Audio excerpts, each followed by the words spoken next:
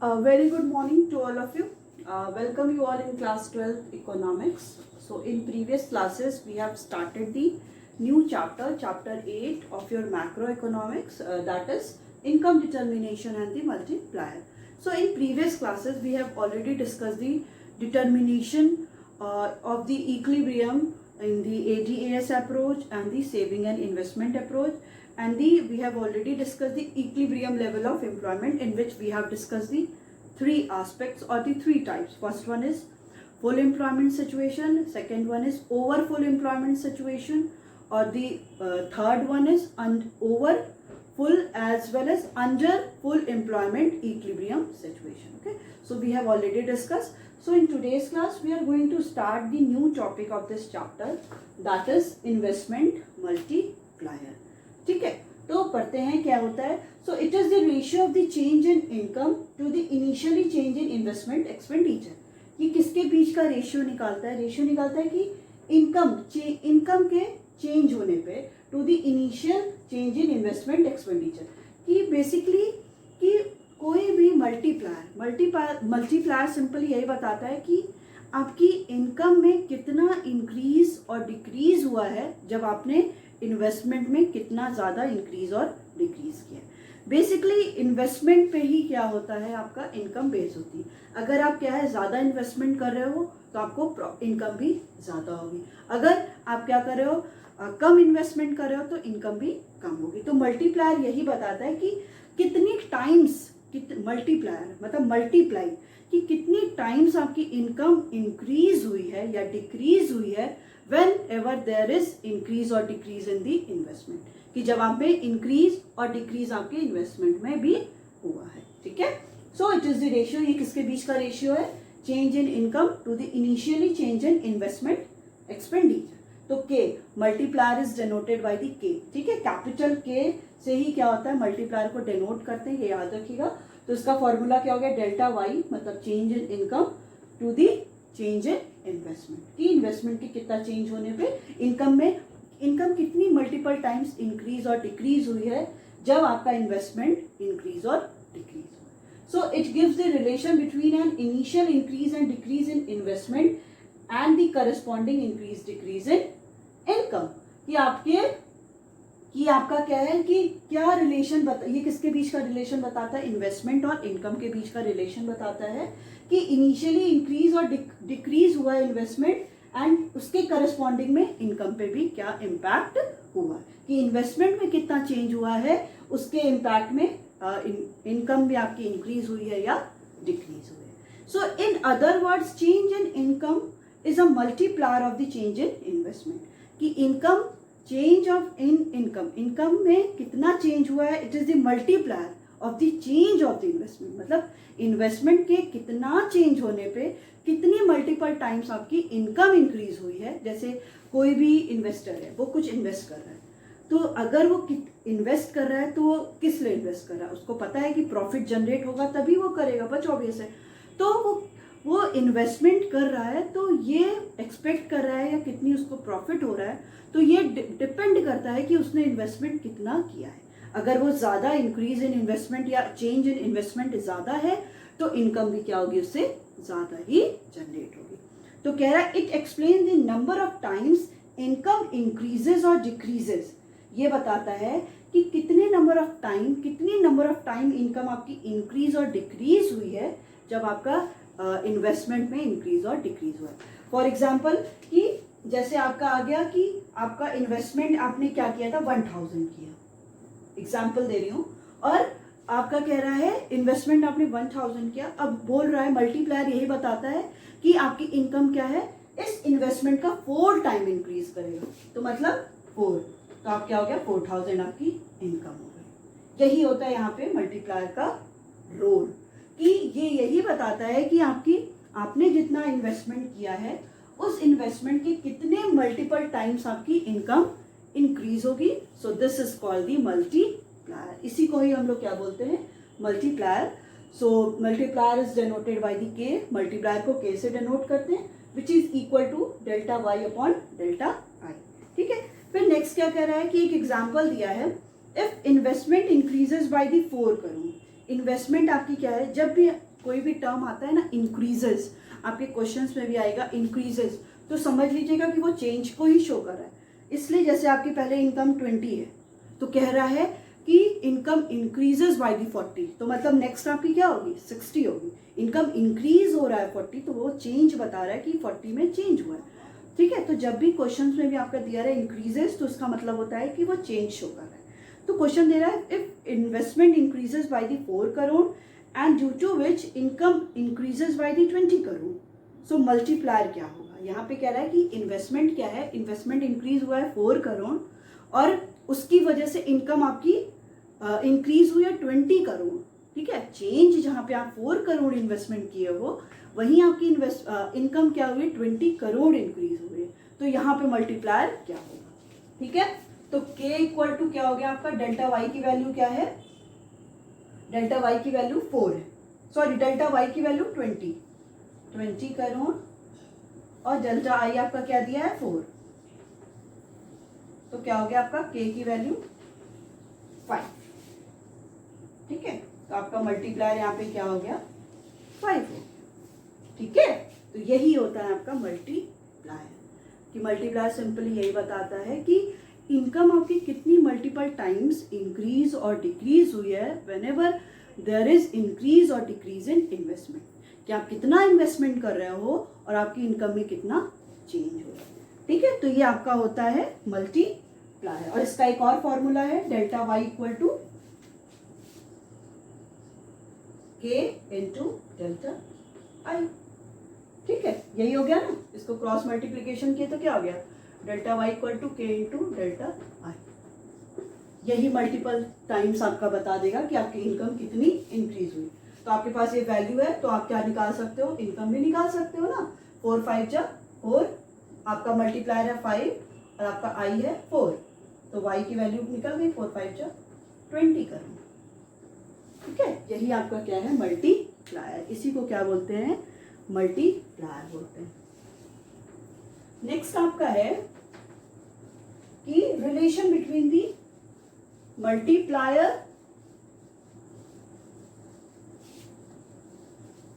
And the MPC.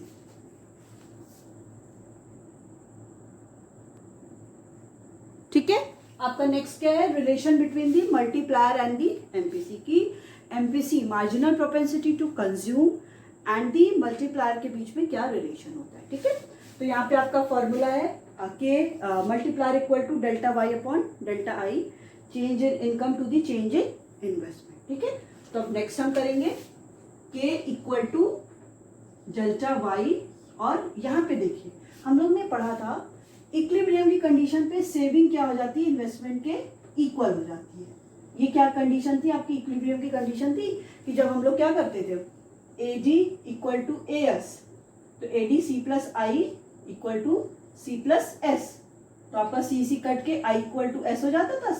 Investment equal to saving, ये किसकी condition पे होता था आपका इक्विलिब्रियम की। तो सेविंग क्या है इन्वेस्टमेंट के इक्वल है, और सेविंग हम कैसे कैलकुलेट करते हैं S equal to Y minus C, तो आई भी किसके इक्वल हो जाएगा y माइनस सी।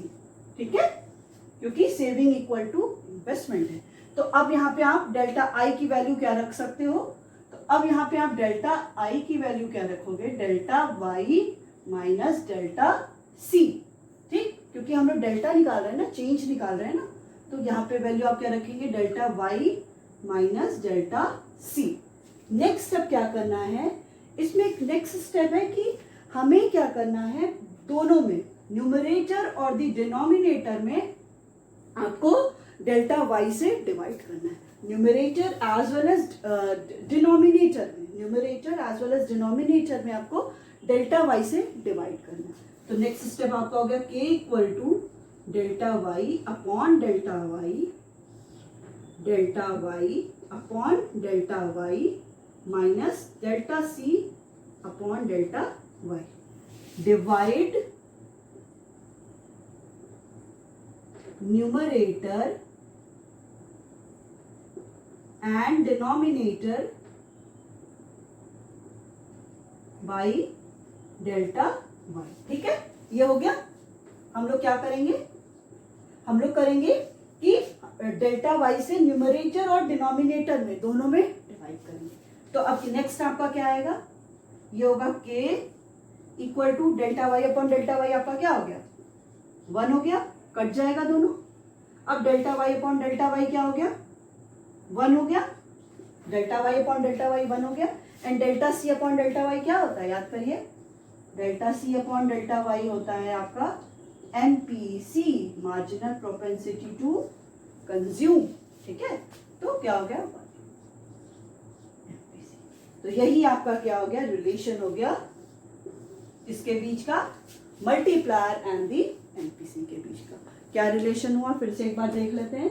रिलेशन किसके बीच का बोल रहा है, मल्टीप्लायर और आपका MPC के, मार्जिनल प्रोपेंसिटी टू कंज्यूम के बीच में रिलेशन पूछ रहा है। तो रिलेशन में सबसे पहले हम क्या करेंगे, जो भी आपका मल्टीप्लायर का फॉर्मूला है वो क्या है, change in income to the change in investment. ठीक है, और चेंज इन मल्टीप्लायर आपका क्या बताता है, मल्टीप्लायर बताता है सिंपली कि इनकम हमारी कितनी मल्टीपल टाइम्स इंक्रीज और डिक्रीज होगी व्हेनेवर देयर इज इंक्रीज और डिक्रीज इन इन्वेस्टमेंट, कि कितने टाइम्स आपकी इनकम इंक्रीज हो रही है जब कोई भी इन्वेस्टर्स है या कोई भी प्रोड्यूसर है इन्वेस्टमेंट कर रहा है, तो कितनी मल्टीपल टाइम वो एक्सपेक्ट कर रहा है कि उसकी इनकम भी इंक्रीज हो। ठीक है, तो ये आपका क्या होता है, मल्टीप्लायर होता है। तो के इक्वल टू क्या हो गया, Y upon I, change in income to the change in investment. Okay, तो अभी क्या हो गया, delta Y upon delta I. So यहां पे हमने लिया delta Y upon delta I. तो वाई हम लोग देख रहे हैं, वाई को हम लोग क्या करें, स्प्लिट करें। कैसे स्प्लिट करेंगे, कि हमें पता है इक्विलिब्रियम की कंडीशन पे क्या होता है, सेविंग इन्वेस्टमेंट के इक्वल होता है। ये हम लोगों ने पहले ही पढ़ लिया है, क्योंकि एट इक्वल टू एस होता है। इक्विलिब्रियम की कंडीशन क्या होती है, कि जब आपका तो एग्रीगेट डिमांड, टोटल डिमांड किसके इक्वल हो जाए, टोटल सप्लाई की, एडी किसके इक्वल हो जाए, एएस के इक्वल हो जाए। तो C plus I equal to C plus S होता है। एडी आपका क्या हो गया, सी प्लस आई, एएस क्या हो गया आपका, सी प्लस एस हो गया। तो यहाँ पे सी सी कट के I equal to S. Then हम क्या करेंगे, saving equal to investment, equilibrium की कंडीशन है, और सेविंग इक्वल टू क्या होता है आपका, income minus consumption, sorry yes, saving equal to income minus consumption. जो भी आपकी इनकम है आप उसमें से कंजप्शन माइनस कर दोगे, so that you will get the value of saving. तो जब एस इक्वल टू वाई है तो I equal to investment equal to income minus consumption भी होगा, क्योंकि हम लोग ने ये देख लिया है कि सेविंग इन्वेस्टमेंट के इक्वल है। तो अब हम डेल्टा आई, यहाँ पे हम डेल्टा आई की वैल्यू, तो डेल्टा आई का मतलब क्या है, delta Y minus delta C ही होगा। तो ये वैल्यू हम क्या करेंगे, यहाँ पे पुट करेंगे, आई की जगह delta Y minus delta C value put करेंगे। अब क्या कह रहा है, नेक्स्ट कह रहा है कि divide the numerator as well as denominator by the delta Y. देखिए, कोई भी रिलेशन बनाता है तो हम क्या करते हैं, हमको आंसर लाना होता है, रिलेशन बनाना होता है, तो हम कुछ करते हैं ना। तो इसमें अब हम क्या कर रहे हैं कि डेल्टा वाई से हमको डिवाइड करना है, जो भी न्यूमरेटर है एज वेल एज जो भी डिनोमिनेटर है। तो डेल्टा वाई को पहले डिवाइड करेंगे हम लोग किससे, डेल्टा वाई से। ठीक, पहला ये आपका हो गया। नेक्स्ट है आपका delta Y upon delta Y minus delta C upon delta Y. ठीक, अब delta Y upon delta Y किसके इक्वल हो गया, 1 के इक्वल हो गया, ये आपको पता ही है। ये दोनों कट के 1 के इक्वल हो जाएगा। फिर यहाँ पे जो delta Y upon delta Y वो भी कट के 1 के इक्वल हो जाएगा। एंड माइनस क्या कह रहा है ये, कि delta C upon delta Y. अब delta C upon delta Y क्या होता है, change in consumption to the change in income. ये आपका होता है मार्जिनल प्रोपेंसिटी टू कंज्यूम। तो के इक्वल टू क्या हो गया, 1 अपॉन 1 माइनस MPC। ठीक है, के इक्वल टू क्या हो गया, 1 अपॉन 1 माइनस MPC। तो यही आपका रिलेशन किसके बीच का, multiplier and MPC। And the next is the relation between the multiplier and the MPS।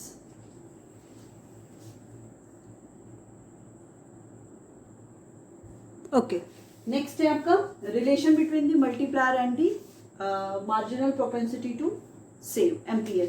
तो आपका सेम क्या हो गया, K equal to Y, K equal to delta Y upon delta I. ठीक है, ये आपका किसका फॉर्मूला हो गया, मल्टीप्लायर का। फिर नेक्स्ट हम क्या करेंगे, k equal to delta y upon delta I के लिए सेम वही सेम चीज, s equal to Y equilibrium की कंडीशन, तो s equal to Y minus C, then y equal to sorry i equal to y minus C, then delta i equal to delta y minus delta c। So यहाँ पे हम लोग क्या रखेंगे, delta y minus delta c. In place of delta I, we will put the value delta y minus delta c. Now next is dividing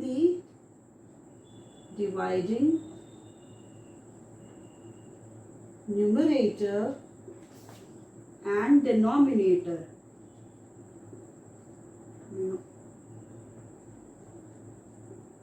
by delta y, we get, अब हमें क्या करना है, न्यूमरेटर और डिनोमिनेटर को किससे divide करना है, डेल्टा वाई से। So k equal to delta Y upon delta Y upon delta Y minus delta C upon delta Y. ठीक है, सेम चीज हुआ। देन अब हम क्या करेंगे, k equal to delta Y upon delta Y क्या होता है, 1 upon delta Y upon delta Y 1 delta C upon delta Y MPC. ठीक है, हो गया। अब आपको एक फॉर्मूला हम लोगों ने लास्ट में पढ़ा था, एडिशन जब पढ़ा था तो क्या पढ़ा था, एमपीसी प्लस एमपीएस, ये किसके इक्वल होता है, 1 के इक्वल होता है। ये हम लोगों ने पढ़ा था कि नहीं पढ़ा था लास्ट क्लास में, एडिशन जब पढ़ा था चैप्टर 7 में, कि एडिशन जब हम करेंगे एमपीसी और एमपीएस का तो वो किसके इक्वल होगा, 1 के इक्वल होगा। और ये हम लोगों ने सॉल्व भी किया था, याद आ रहा होगा कि delta C upon delta Y plus delta S upon delta Y, तो डेल्टा एस अपॉन डेल्टा वो delta C upon delta S आपका किसके इक्वल होता है, वाई के इक्वल, तो वो 1 इक्वल टू 1 आपका हो गया था। तो ये क्या कह रहा है, इसमें कह रहा है कि हमें पता है कि एमपीसी प्लस एमपीएस किसके इक्वल होता है, 1 के इक्वल होता है। ठीक है, तो अब अगर हमें निकालना है वैल्यू एमपीएस की, तो इसका वैल्यू क्या हो गया, 1 माइनस एमपीसी। मतलब अगर हमें ये पता करना है कि सेव हमने कितना किए, तो जो भी हमारी टोटल इनकम है या 1 दिया हुआ है उसमें से हम अगर एमपीसी माइनस कर देंगे तो हमें सेव पता चल जाएगा। तो सेम अब हम यहाँ पे क्या करेंगे, we will put the value of 1 minus MPC as MPS. So K equal to 1 upon MPS. So this is the relation between the multiplier and the MPS. यही आपका रिलेशन किसके बीच में, मल्टीप्लायर और दी MPS के बीच में। क्या हुआ, सेम चीज है कि K इक्वल टू किस क्या होता है, delta Y upon delta I. आपको ये फॉर्मूला पता चल गया होगा क्योंकि आगे उसमें न्यूमेरिकल क्वेश्चंस भी हैं। तो डेल्टा वाई अपॉन इसको अब हम लोग क्या करेंगे, स्प्लिट करेंगे। क्यों करेंगे, क्योंकि आपको पता है कि सेविंग किसके इक्वल होता है, इन्वेस्टमेंट के इक्वल होता है। S equal to Y minus C, then I equal to also Y minus C. So whenever we have to calculate delta I, so it will equal to delta Y minus delta c. So we will put this value there on the in the place of the delta I. So next is dividing the numerator and the denominator by the delta I. Sorry, delta y. कि अब हम क्या करेंगे कि numerator as well as denominator को delta y से divide करेंगे। फिर हम लोग क्या वैल्यू पाएंगे, k equal to delta y divide करेंगे delta y minus upon delta y upon delta Y minus delta C upon delta Y. So delta C upon delta Y आपका क्या होता है, delta C upon delta Y आपका होता है MPC.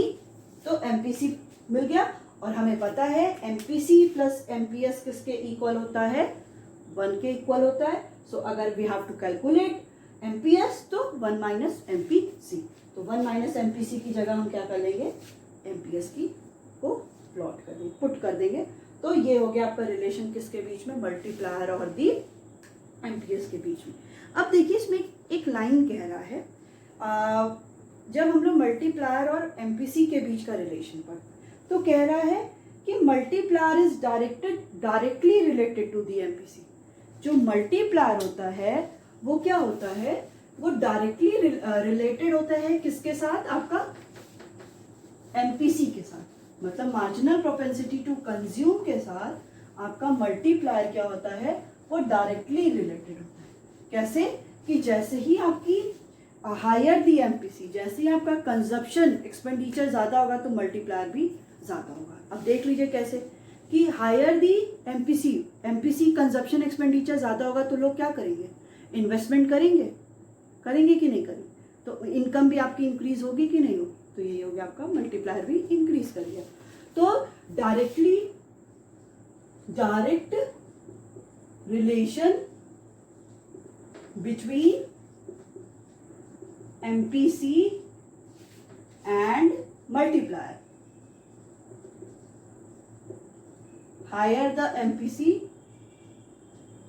higher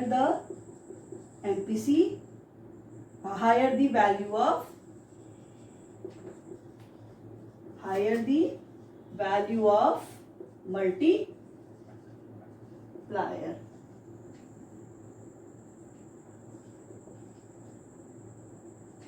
ठीक है, क्या हुआ कि अगर आपकी एमपीसी की वैल्यू क्या होगी, ज्यादा होगी, तो मल्टीप्लायर की भी वैल्यू क्या होगी, ज्यादा होगी। नेक्स्ट है आपका कि इनडायरेक्ट और inverse relation, inverse relation between MPS and multiplier. Then इसमें क्या कह रहा है, higher the MPS, higher the MPS, lower the value of multiplier। ये आपको पता है क्यों, क्योंकि अब जब लोग क्या करेंगे, सेविंग ज्यादा करेंगे, अब लोग इन्वेस्टमेंट नहीं कर रहे, जब सेविंग ज्यादा करेंगे तो मल्टीप्लायर कैसे ज्यादा होगा, क्योंकि अब लोग इन्वेस्टमेंट करेंगे नहीं तो इनकम भी इंक्रीज नहीं होगा। और जब लोग कंजप्शन पे ज्यादा करेंगे, कंजप्शन लोग ज़्यादा करेंगे तो लोग इन्वेस्टमेंट भी ज़्यादा करेंगे, इन्वेस्टमेंट ज़्यादा करेंगे तो आपकी इनकम भी इंक्रीज होगी। So there is direct relation between the marginal propensity to consume and the multiplier. So higher the MPC, higher the value of multiplier. Next one is inverse relation between the MPS and multiplier. Inverse relation होगा किसके बीच में, MPS और multiplier के। Higher the MPS, higher जब value, जब MPS आपका marginal propensity to save क्या होगा, ज्यादा होगा, so that lower the value of the multiplier. Okay,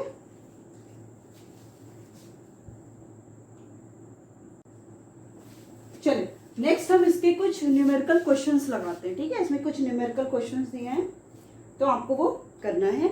तो जहां पे कोई भी टर्म हुआ इंक्रीज्ड तो समझ जाएगा कि वो चेंज ही शो कर रहा है, क्योंकि मैंने बताया था ना कि अगर फॉर एग्जाम्पल आपको 100 दिया है और कह रहा है कि इनकम इंक्रीज बाय दी 200, तो मतलब इनकम क्या होगी, 300 होगी, क्योंकि इनकम आपकी 200 इंक्रीज हुई है। तो 300 माइनस 100 आपको क्या हो जाएगा, 200 हो जाएगा। इसीलिए कह रहे हैं कि ये ध्यान दीजिएगा, जब भी इंक्रीज टर्म यूज हुआ है वहां पे मतलब है वो चेंज ही शो कर रहा है। ठीक है, तो क्या कह रहा है, फर्स्ट क्वेश्चन है find multiplier. Find, I will use K, okay, K use करूंगी, आप समझ जाएगा कि मल्टीप्लायर है। If a equal to, sorry, if a question है आपका, एमपीसी इक्वल टू 0.5, जब आपकी एमपीसी की वैल्यू क्या दी है, 0.5 दी है। एंड सेकेंड क्वेश्चन कह रहा है कि 75% increased income is consumed। मतलब ये आपको क्या कह रहा है पता है कि 75% जो इनकम आपकी इंक्रीज हुई है उसको हम लोगों ने कंज्यूम कर लिया है। फॉर एग्जाम्पल अगर हम लोग 1 लेके चल रहे हैं और 75%, यहाँ पे क्या मतलब हुआ कि हम लोग 0.75 यहाँ पे इसकी वैल्यू एमपीसी की है। अब कह रहा है कि 25% increase in income is consumed, मतलब कि हम लोग क्योंकि यहाँ पे 1 लेके चल रहे हैं ना, उसका क्या कह रहा है कि इतना हमने जो इनकम इंक्रीज हुई थी उसको हमने क्या कर लिया, कंज्यूम कर लिया। तो अगर 25% इंक्रीज इन इनकम कंज्यूम है तो मतलब एमपीसी की वैल्यू आपकी क्या आ गई, 0.25। ठीक है, तो ऐसे क्वेश्चंस आएंगे तो ये समझ जाएगा कि ये वैल्यू क्या है आपकी एमपीसी, क्योंकि इंक्रीज्ड है। ये टर्म देखिएगा, इंक्रीज्ड है। 75% आप लेके चल रहे हो तो क्या आएगा, 0.75 आ गया। यही हो गया आपका एमपीसी, क्योंकि कह रहा है ऑलरेडी, अगर ये कह दिया 75% इनकम इज कंज्यूम, तब आपका ये एमपीसी नहीं होगा, क्योंकि यहाँ कह रहा है इंक्रीज्ड इनकम। तो 75% आपका 75 निकालोगे तो क्या आएगा, 75/100 विच इज इक्वल टू 0.75। तो पहला क्वेश्चन करते हैं, के की वैल्यू फाइंड करना है ए। के इक्वल टू क्या होता है बताइए, यहाँ पे हम लोग क्या लिखेंगे, यहाँ पे हम लोग delta Y upon delta I लिखेंगे, कि जो हम लोग ने रिलेशन देखा था 1/1 माइनस एमपीसी वो लिखेंगे हम लोग। यहाँ पे 1/1 माइनस एमपीसी लिखेंगे, क्योंकि यहाँ पे एमपीसी की वैल्यू पता है। तो k equal to 1/1 minus MPC, MPC की value 0.5, then k equal to 1/0.5, k equal to 2। ठीक है, पॉइंट हटा के 0 लगाया, देन 5 2 10। नेक्स्ट है आपका बी। ये कह रहा है कि 75% income increase income is consume, जो मैंने बोला। तो मतलब एमपीसी आपकी वैल्यू क्या हो गई, 0.75। Same k equal to 1/1 minus MPC, then k equal to 1/1 minus 0.75, then k equal to 1/1 minus 0.75, 0.25, k equal to 4। ठीक है, यही आपका क्वेश्चन था कि कैसे हम लोग वैल्यू फाइंड आउट करें, कि k की वैल्यू फाइंड आउट k की वैल्यू फाइंड आउट करना है जब आपकी एमपीसी दिया है 0.5, और एक जगह कह रहा है कि 75% जो इनकम इंक्रीज हुई थी उसको हम लोगों ने कंज्यूम कर लिया है। जितनी भी 75% मतलब 1 अगर इनकम है तो उसमें से 75% इनकम क्या हो रही है, वो इंक्रीज हो रही है, तो उतना हम लोग ने क्या कर लिया है, कंज्यूम कर लिया। यहाँ पे सॉल्व किया, k equal to 2, here the k equal to 4, multiplier की वैल्यू क्या हो गई आपकी 4 आ गई। मतलब इनकम आपकी क्या है, 4 टाइम इंक्रीज करेगी जब आपका इन्वेस्टमेंट आप कुछ किए हो। जैसे फॉर एग्जाम्पल अगर आपने इन्वेस्टमेंट 1000 किया तो आपका 4000, मतलब 4000 आपकी इनकम है। यहाँ पे क्या कह रहा है, k इक्वल टू 2, मतलब मल्टीप्लायर आपका 2 टाइम्स इंक्रीज किया, मतलब आपकी इनकम क्या है 2 टाइम इंक्रीज की जितना भी आपने इन्वेस्टमेंट किया। ठीक है, तो ये आपका हो गया। नेक्स्ट क्वेश्चन है, एकदम सिंपल सिंपल से क्वेश्चन है।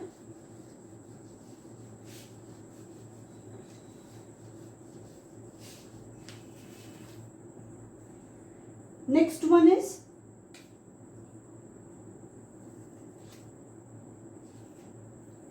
find multiplier, find k if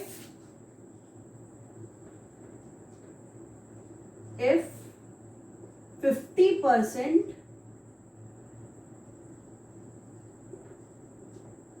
additional income is saved। 50% आपकी जो एडिशनल इनकम थी वो आप लोगों ने क्या कर लिया, सेव कर लिया। नेक्स्ट है इफ एमपीसी इक्वल टू 0.25। एक बार ये ट्राई करिए क्वेश्चन।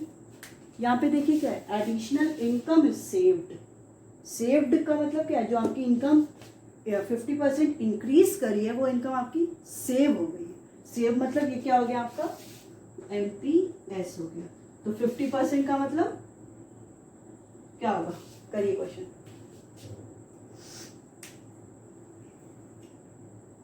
ट्राई करिए।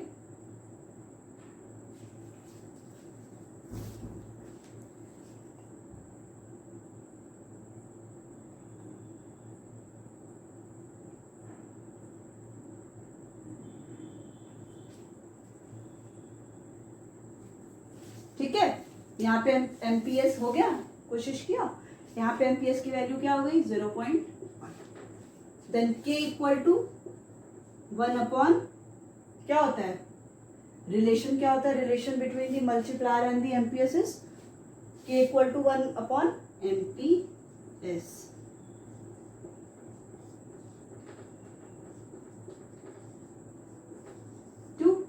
ठीक है, अब इधर क्या है एमपीसी की वैल्यू दी है 0.25, so K equal to 1 upon 1 minus MPC, then K equal to 1 upon 1 minus 0.25, then K equal to 1 upon 0.75। अब आप इसको क्या कर लीजिए, कैलकुलेट कर लीजिए, देन के इक्वल टू आपका आएगा 4/3 और ये पॉइंट में आपका आंसर आ जाएगा। ठीक है, ये इसको कर लीजिएगा। अब नेक्स्ट है आपका ये, ऐसे ही आपके सारे क्वेश्चंस हैं, आपके बुक में ऑलरेडी इलस्ट्रेशंस में बहुत सारे क्वेश्चंस भी दिए हैं, एक्सरसाइज में भी क्वेश्चंस दिए हैं, ऐसी कुछ क्वेश्चंस के प्रैक्टिस कर लीजिएगा। ठीक है, फिर we will start the next topic, working of the multiplier, multiplier कैसे वर्क करता है। We will start this topic in the next class. Okay, so it's all about your today's class. Thank you.